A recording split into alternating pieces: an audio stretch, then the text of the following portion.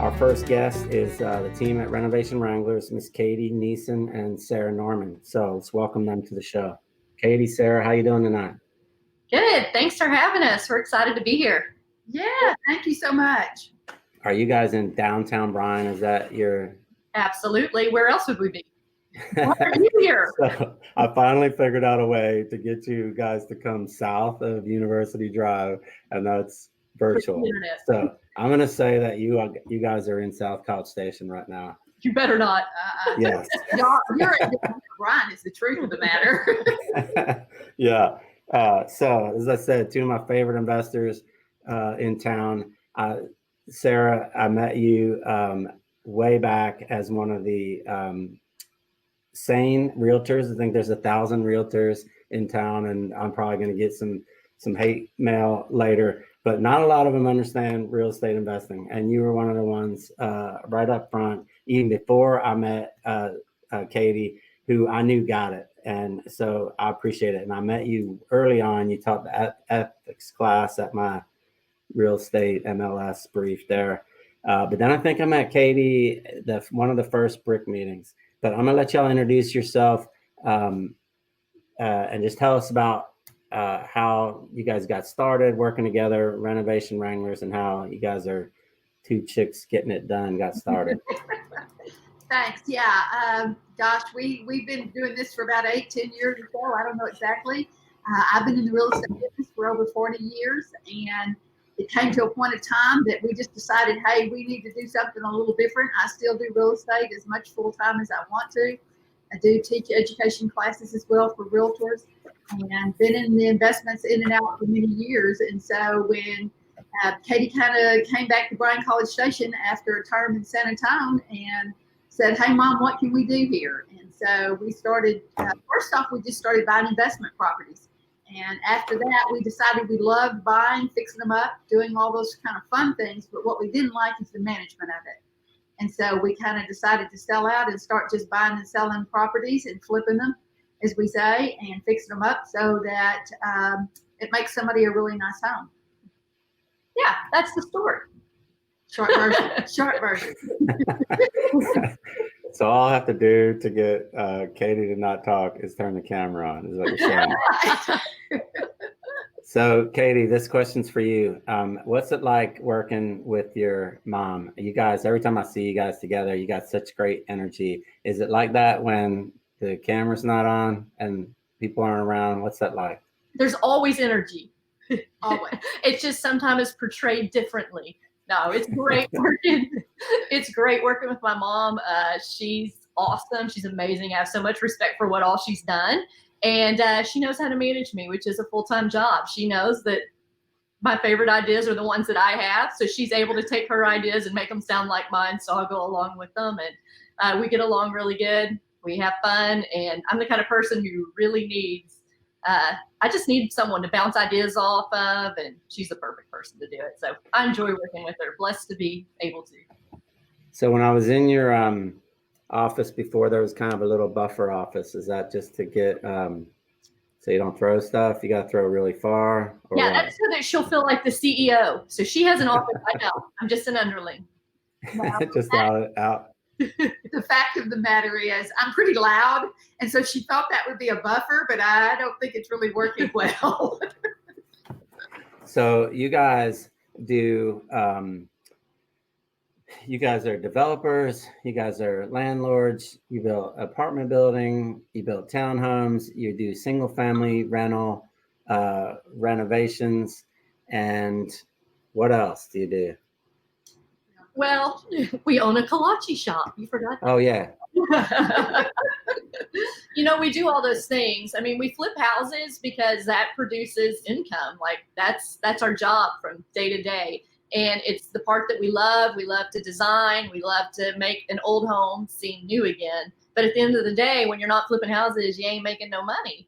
So we flip houses to create wealth so that we can put them into cash flowing assets. And with the onset of COVID, it makes us wish we would have maybe done it a little faster. Obviously, we're in a cycle. It's hard to see where the flipping cycle's going right now. Material costs are not in our favor, so it's a tough to make the numbers work. Buyers are there, but they're not quite as happy and aggressive as they used to be. And sellers are there, and they haven't really come off their price yet. So we're not sure what's going to give. And so we're just trying to, like not put our head in the sand, but also not do stupid things just to be busy. So the kolache selling?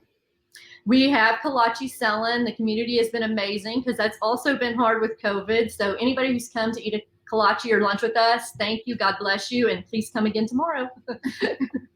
So Sarah, of all those things that you do, all those hats you wear, what's your favorite part of that job? What if Katie could do the rest and you could do one thing, what would it be?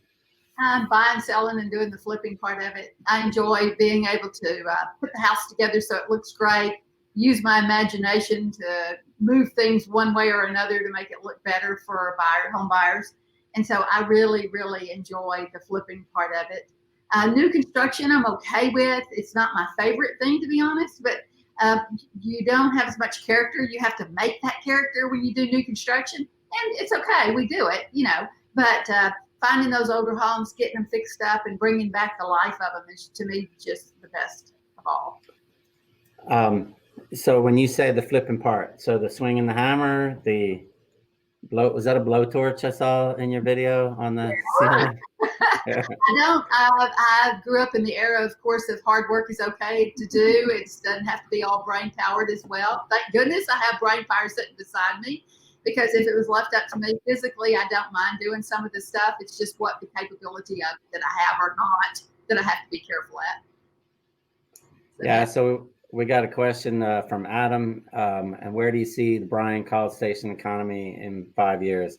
So is that Katie as mayor? And I mean, I'll give you my opinion. I don't know if we even share the same opinion. I think in 5 years, we're probably okay. I think the next 2 to 3, maybe next year, is probably going to be tough. I mean, hopefully we'll just keep getting the government punch, and we'll just keep blowing this bubble up bigger, and everybody will be happy and drunk and jolly, and we'll keep moving down the road. But I mean, I feel like there are definitely some signs that things have been good for a really long time, and right now it's artificially good because the government's propping it up, pumping money into the system, printing money, handing out checks, paying people unemployment money more than they could make if they had a real job. And so, I mean, if you just think that can't go on forever, like there has to be a consequence for all actions. The question is just when. In the past, our town has benefited from primarily being driven by the university, and that our peaks aren't really high, but our valleys aren't really low. But COVID kind of makes a different angle because it really impacts the university, the number of students that are here, the number of faculty and staff that are here. And that's a huge driver for our economy. So if that weakens, I think we'll definitely feel it in our town worse than towns who aren't highly dependent on the college. But I think we'll also move through it, and probably in 5 years, it won't look near as bad as it's going to in 12 to 18 months. I saw a bunch of people in the stands in Kyle Field, and that was reassuring. Right, that was 25%? I don't think It's not run by the math department. That's good. So Katie, same question to you. What's your favorite part? If mom was doing that, are you guys going to fight over that? I think. No.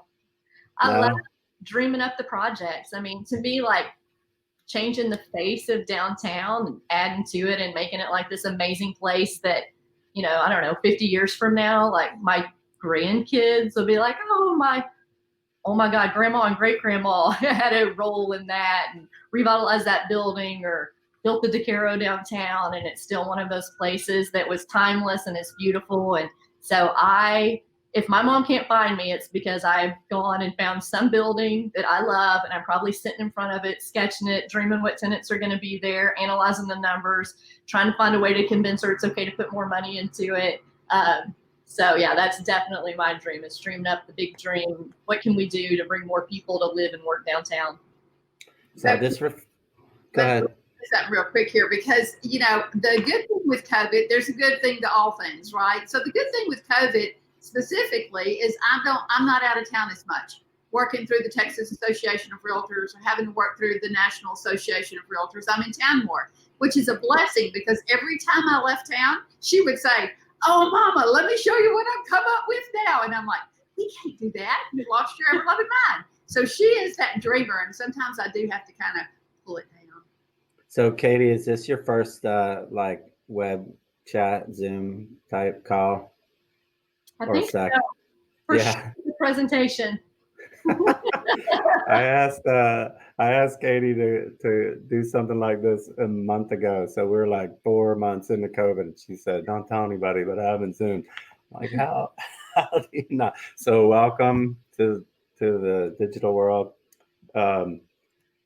So one thing you wish all real estate investors knew, or at least the ones locally here, what would y'all say? Let's start with Sarah. Okay, so I think the biggest thing still is just right now, especially be careful. Watch what you do. It's getting harder and harder to find properties just because, again, the sellers haven't come to reality of what it might be or could be coming down the pipe. And so the biggest thing is just do it. You've got to just, if you're really serious about wanting to get involved and get into the investment process, whether it's buying and selling or whether it's, buying and holding investments, you've just got to be able to get out there, take the time and do it. Don't keep hesitating because it's not going to get better anytime soon. And so you just got to make yourself do what you like to do. Katie, what would you say? I mean, mine would probably be don't put more value on money than it's worth. People, a lot of times we get into real estate thinking this is going to be a great way to build wealth, and it is, but it is a cycle and it does go up and down. What the experience that you have when you're investing is something that can't be taken away from you. Your knowledge can't be taken away from you. Money can come and money can go. But at the end of the day, you'll be worse off sitting on all your money, always scared to take the step because you're afraid you're going to lose it. It's just a tool. It's just a carrot. So get out there, take chances. If you lose your money, you didn't have any when you started. So just go and pull it up and start again. Then just move in with mom, right? Yeah, just move in with mom. Right. Our mom moved in with the daughter and the grandkids. Who cares? Yeah, if you need a place to live, we have some beautiful lofts in downtown Bryan. Yeah, and did you say that again? The loft? What's that?